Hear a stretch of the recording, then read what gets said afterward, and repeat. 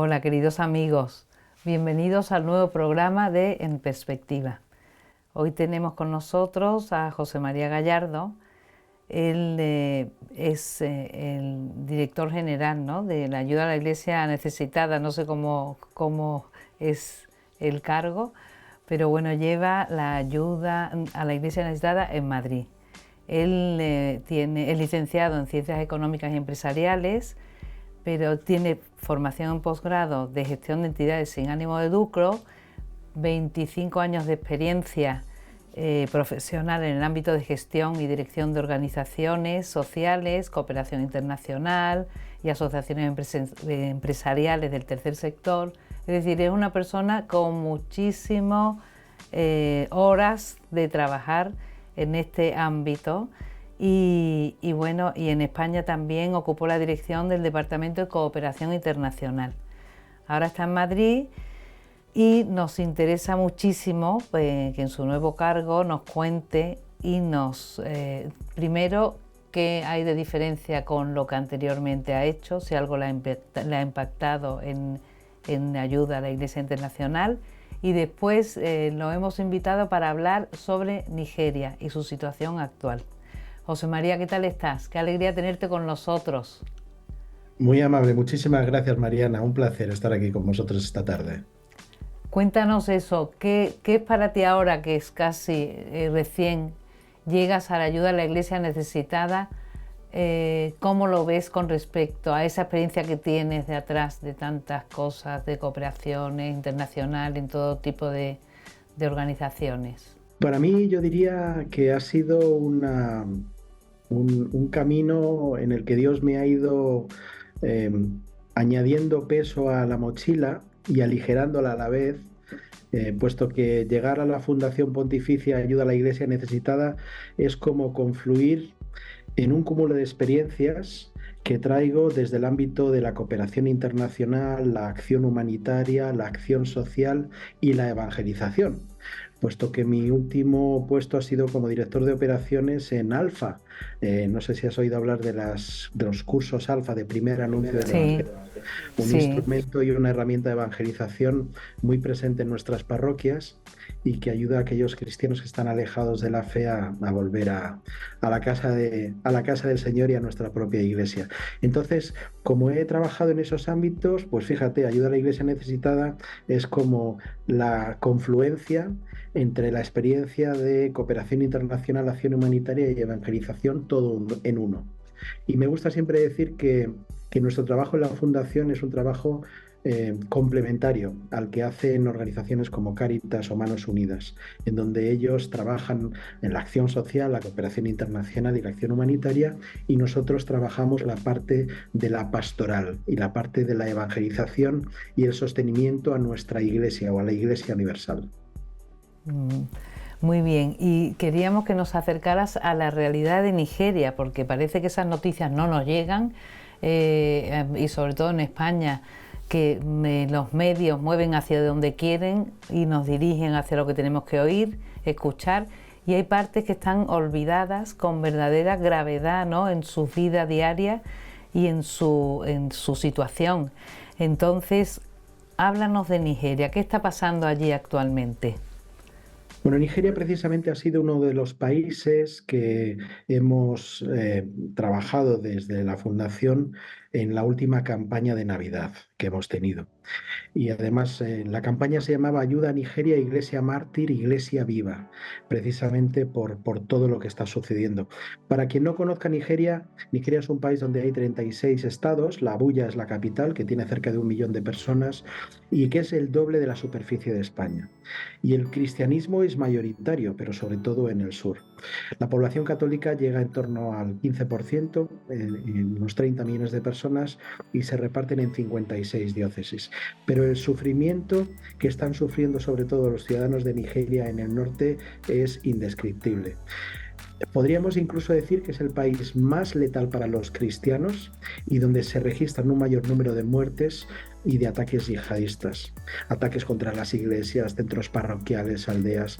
Eh, y todo esto desde la mano, lamentablemente, de un grupo, Boko Haram, que habrán oído hablar o habréis oído hablar en los medios de comunicación, y que se traduce porque Boko Haram se traduce algo así como la educación occidental es pecado. ¿Eh? Es un grupo terrorista yihadista que nació en el noroeste de Nigeria allá por el 2002 y ha realizado numerosos ataques terroristas contra comisarías, escuelas, centros estatales y también iglesias.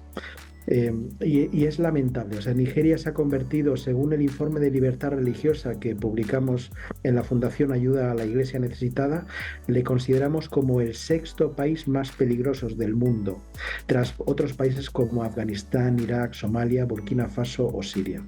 Y en el índice global de terrorismo está calificado de este modo, como como el sexto país más peligroso del mundo.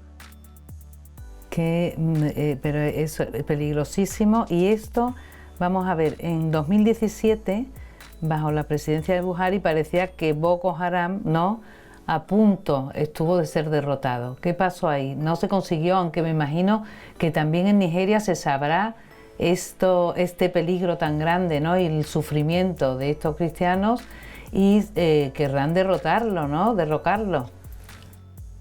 Mira, Mariana, en 2015 Boko Haram rindió obediencia al Estado Islámico y lamentablemente recibió numerosos apoyos económicos y de armamento a nivel internacional.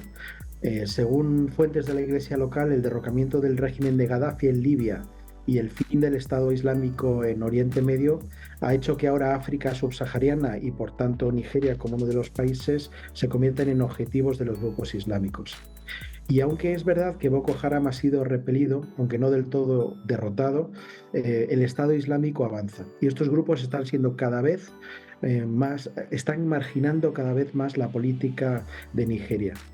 Se meten en puestos de control, en la dirección del ejército, en la policía, y de repente tenemos una situación de discriminación abierta que afecta principalmente también a la indiferencia ante los cristianos. Es decir, los cristianos son excluidos muchas veces de la vida política solo por el hecho de ser cristianos. Insisto, esto sobre todo en el norte del país. Qué tragedia, porque claro, es que entonces la solución es muy difícil, ¿no?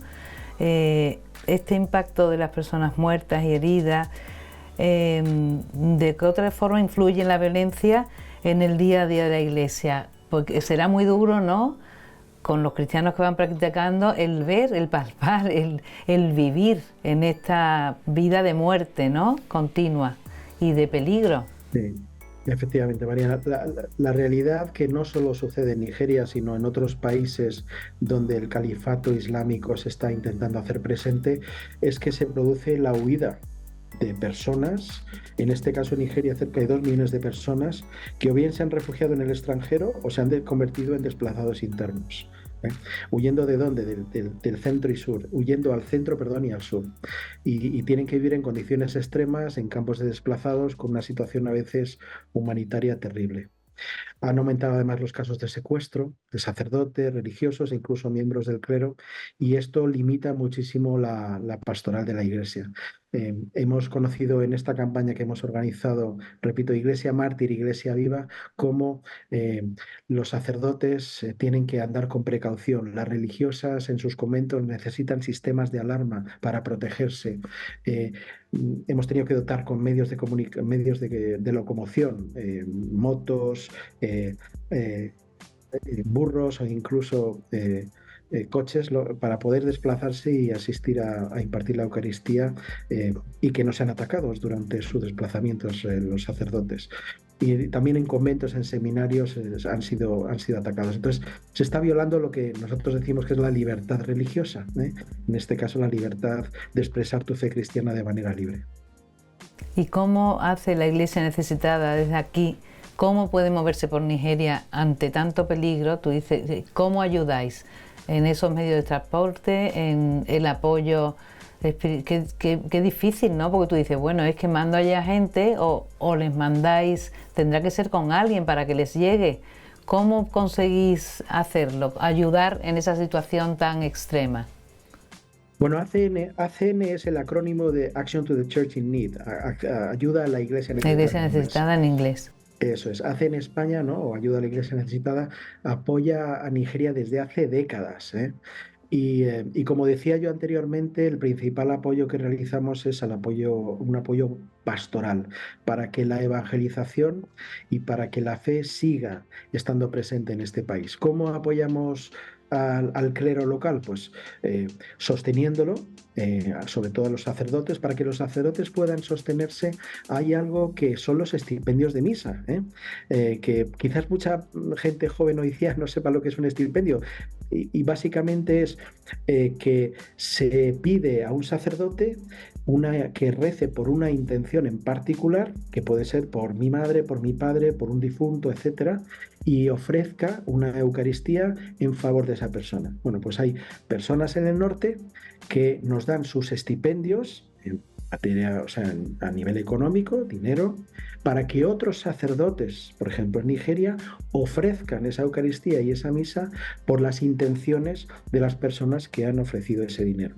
¿Qué conseguimos con esto? Conseguimos que desde el norte haya un apoyo económico y también se reciba esa celebración de la Eucaristía y esas intenciones por la persona fallecida, porque nosotros queramos. Y en el sur, los sacerdotes les ayuda a sostenerse y a mantenerse.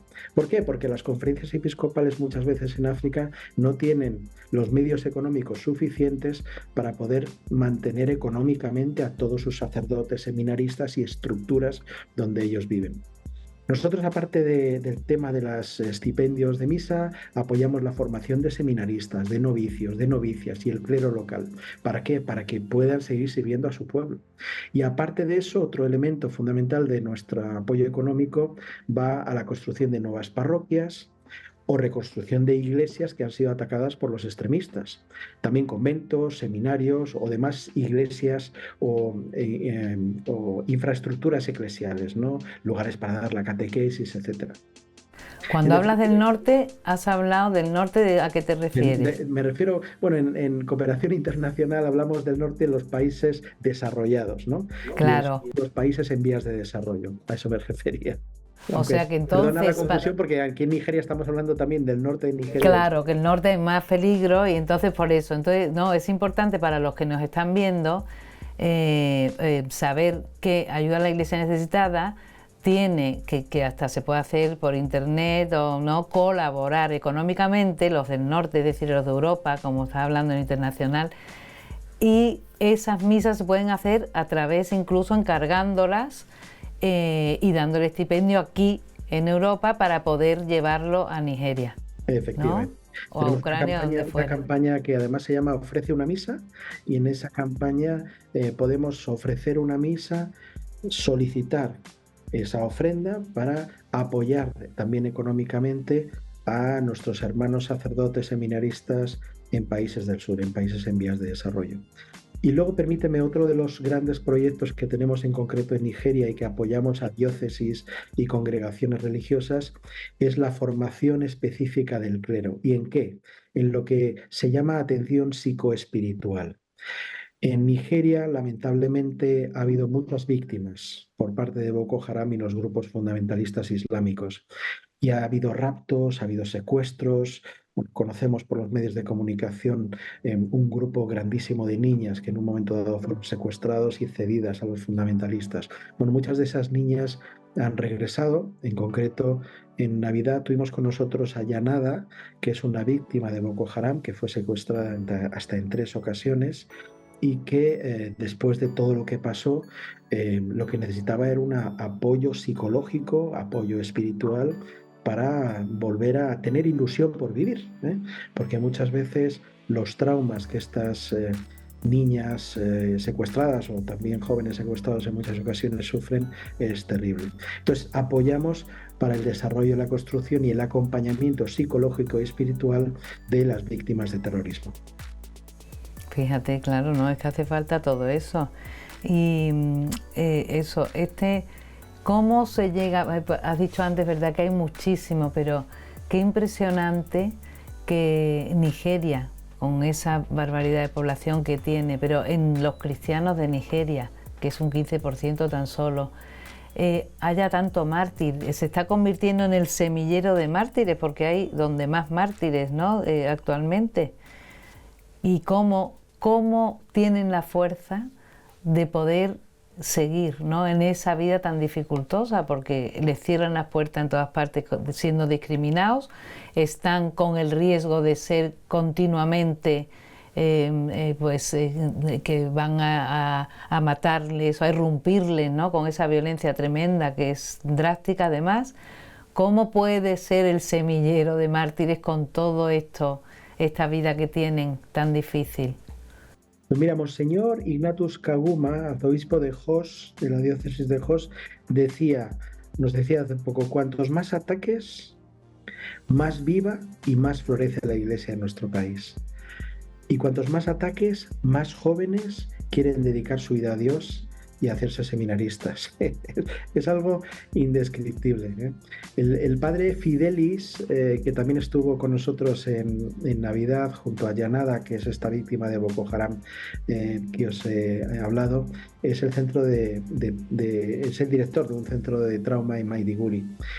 Y nos dice que cada ataque yihadista que sucede parece que promueve el que haya más personas, más vocaciones y no solo al sacerdocio, sino también a la vida consagrada.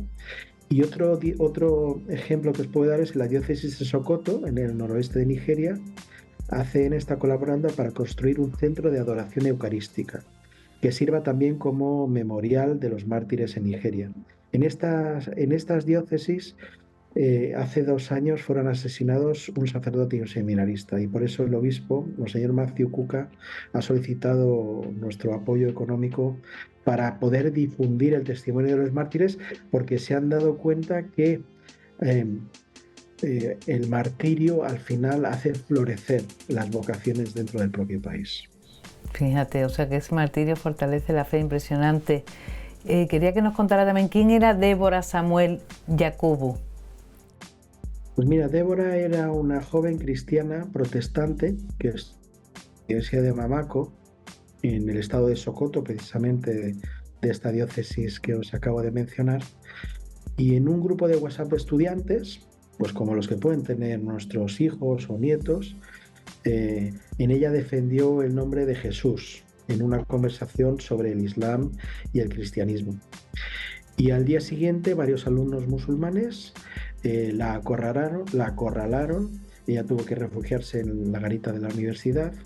Las autoridades académicas en aquel momento no fueron suficientemente ágiles, creo que ella llamó a su padre incluso para que viniese a rescatarla, pero al final consiguieron estas personas que estaban totalmente imbuidas por el mal, porque no se puede decir de otra manera, la sacaron de la garita, la apedrearon hasta la muerte y quemaron su cuerpo en el campus de la universidad echando neumáticos encima de ella.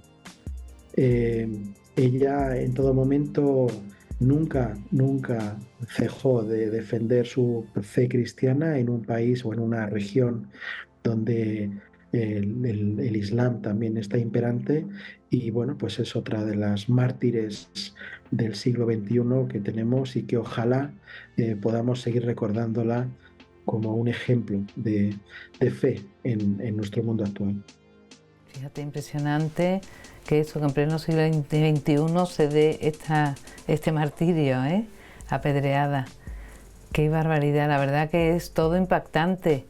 Y quería que nos dejara, porque ante tanta necesidad, porque claro, necesitan que les apoyemos, porque es fundamental lo que has dicho antes, que puedan tener seminaristas en sus países, que puedan obtener apoyo ahí para que puedan seguir viviendo y construyendo, porque son valientes y no cejan. Lo que es impresionante eso, el ejemplo de Débora, por ejemplo, valga la redundancia, te impresiona porque siguen queriendo estar allí y luchar allí, ¿no?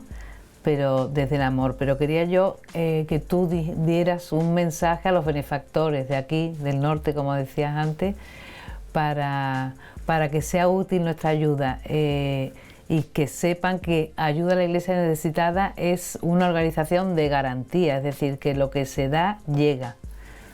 Pues adelante con tu mensaje. Para nosotros los benefactores es una pieza clave en en el apoyo que perseguimos. La Iglesia Necesitada tiene tres grandes pilares. El primero es la oración, el segundo es la información o la denuncia profética, que diríamos como cristianos, y la tercera es la caridad, y es el apoyo económico que podemos dar para que la llama de la fe siga estando presente en todos los países de persecución. Y por eso nosotros les pedimos no solo dinero, sino que también nos apoyen mostrando su cercanía con la oración, haciéndose eco de las historias y los testimonios que presentamos habitualmente a través de nuestras campañas y por último ofreciendo ayuda económica, porque por poco que se pueda dar, hace muchísimo bien en los países a los que estamos ayudando. Y para conocer más sobre lo que hacemos a nivel de nuestra Fundación Pontificia, pueden visitar nuestra web, que es muy sencilla, ayudaalaiglesianecesitada.org, o también pueden llamar al teléfono 91-725-9212. Repito, 91-725-9212. Y estaremos encantados de que se conviertan en apoyo a esta misión de evangelización y de apoyo a la iglesia perseguida. Pues José María, muchísimas gracias por el tiempo que nos has dedicado y por acercarnos a la realidad de Nigeria y a estos mártires que son un ejemplo, desde luego, un testimonio impresionante de hoy día. Y bueno, deseando que mucha gente se sienta conmovida y pase a ser ayuda a la Iglesia Necesitada también desde aquí, con esos tres pilares que nos habéis contado. Muchas gracias. Muchas gracias, Mariana. Un placer hablar contigo. Igualmente, amigos, hasta el próximo programa. Adiós.